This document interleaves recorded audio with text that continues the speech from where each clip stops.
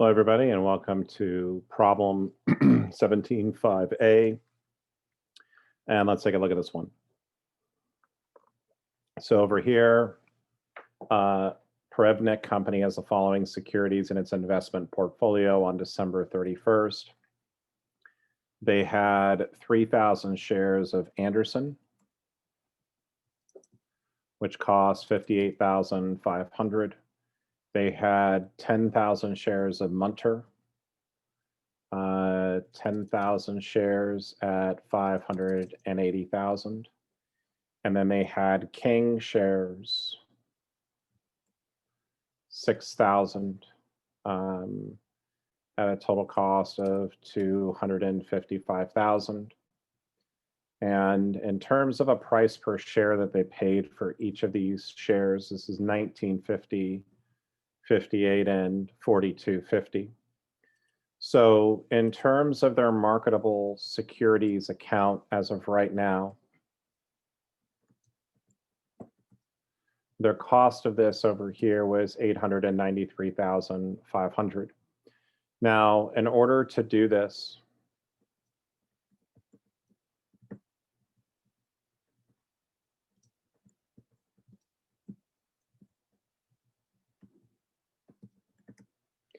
what it tells us here is that there was a balance in the fair value account at the end of 2020 of 10,100.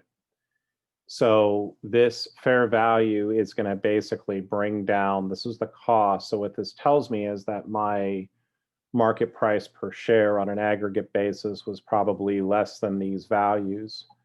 And so I more than likely had an unrealized holding loss of 10,100, assuming that there were no other purchases, or it looks like all these purchases were in 2020. So this is kind of like what my books look like before we start 2021. So let's now go through and take a look over here. So the first thing I'm being told is that I sold 3,000 shares on January 15th. So I'm receiving cash, and this is going to be 3,000 times 22 per share less 21.50.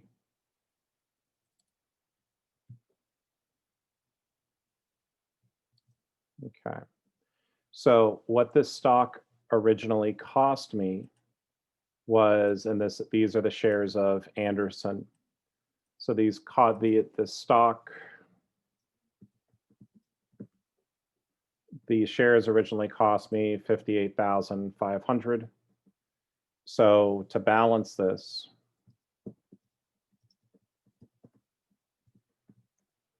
what I'm going to need is a credit for 53.50, and this is going to be a gain on sale of investments.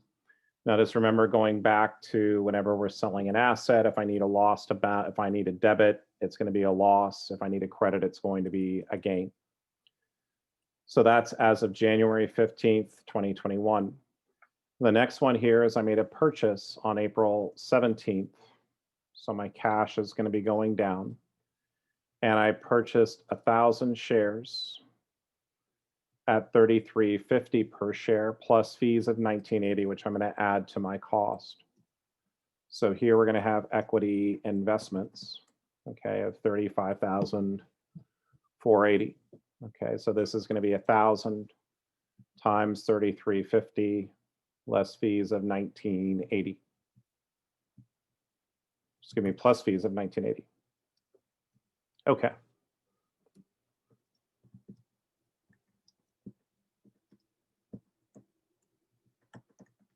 Okay, so right over here, once I have this part here, and let's just kind of look at what happened during the year. This ending balance in equity investments cost becomes my beginning balance for the following year. I sold here basically 58,500, and I purchased securities over here for 35,480. So when I'm looking at this in terms of a cost perspective, this should be what's showing up when I go through and do my cost calculations. So this is 115.21. So the ending value of my securities in terms of the cost of those securities will be right over here, about 870.480. So let's go through and check that out. So I kind of jumped ahead slightly, but let me go ahead and get rid of this and I'll start scratch. Well, we'll start from scratch. Okay. So right over here, my shares I had of Munter haven't changed. This is at 10,000. My shares of King have not changed. That's going to be at 6,000. I now have 1,000 shares of Castle. So my cost for each of these, for Munter, it's 58. For King, it's 42.50. And for Castle, we're going to need to, actually, I'm sorry about this. Okay, my cost for each of these shares is 580,000, 250,000, 255,000. And then I just bought these shares here for 35,480. So my total cost is 870,480. On a per share price, right over here, this is going to be 580 divided by 10,000. Over here, 42.50, and then $35.48. So this is the cost of the securities that I have. Now, when I go through here, I'm going to be looking at what we're going to do now is we're going to look at what is the market share of each of these shares, basically, because I'm going to be recording these at fair value. So right over here, it tells us that the price per share for Munter was 61, for King was 40, and Castle is going to be 29. So my fair value of these shares is going to be the number of shares times the market value per share.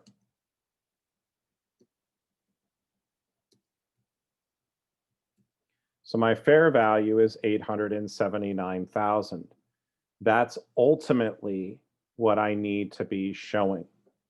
However, this unrealized holding loss would be closed out, and my equity investments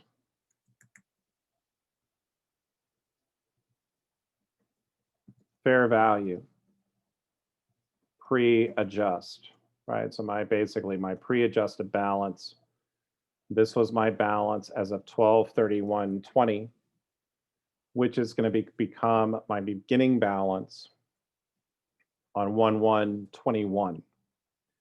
So as of right now, when I look at what my equity investments look like, okay, so I'll just copy this down here.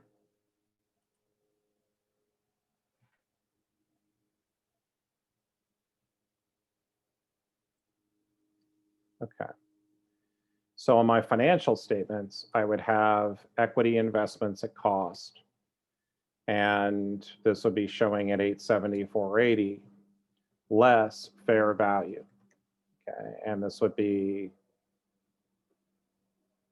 so right now on my books, I'm presently showing 860,380. However, my fair value is 879,000. So what I'm going to need to do is to adjust this fair value. So if the balance I need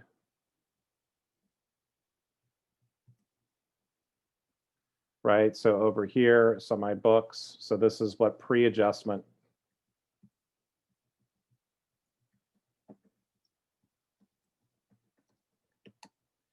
So if the fair value is 879,000, then the adjustment that I'm going to need is going to be 18,620. Let's see if this works. If I put over here my adjustment, and again, right? This is what it's showing on my books, right? How did I get that value?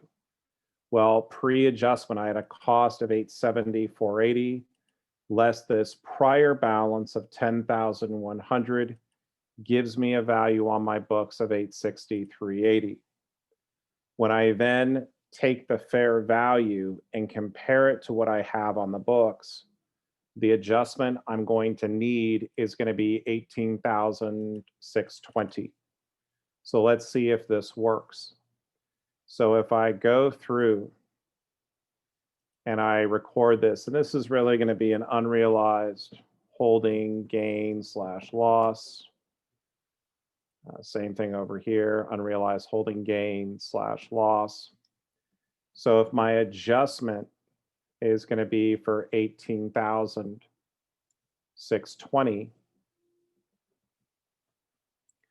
what this is going to be leaving me with is an ending balance here of 8,520. So post adjustment,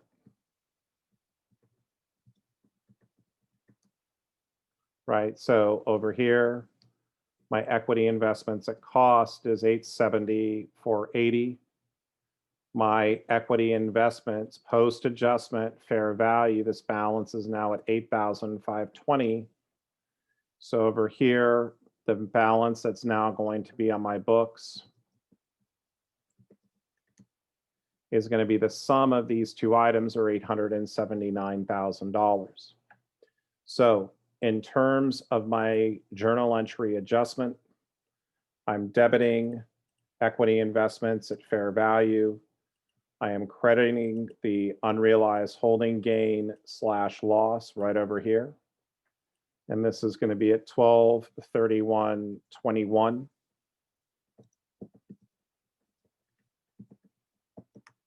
Okay, so that's how I'm going to go through and record this appropriately. Okay. So the unrealized holding gains or losses should be reported on the income statement in the other revenue and gains section. On the balance sheet, the equity securities are classified as non-current, given that management intends to hold these securities for more than 1 year. Okay, so right over here, this unrealized holding gain or loss is going to be other income or loss. And as I'm looking at these questions further, I'm starting to get a little bit better understanding. If you see this over here, where it shows, if we're looking at this over here, they have readily determinable fair values. They will not actively trade the securities because top management intends to hold them. We're still going to be showing adjustments to these in our other income or other revenues and gains section on the income statement. This is in contrast to the comprehensive income type items, where we have things like foreign currency translation adjustment, hedges that are initially gone through and determined, that we kind of saw on one of our earlier examples. So I want to thank you for joining me here today, and I look forward to seeing you on the next video. Have a great one.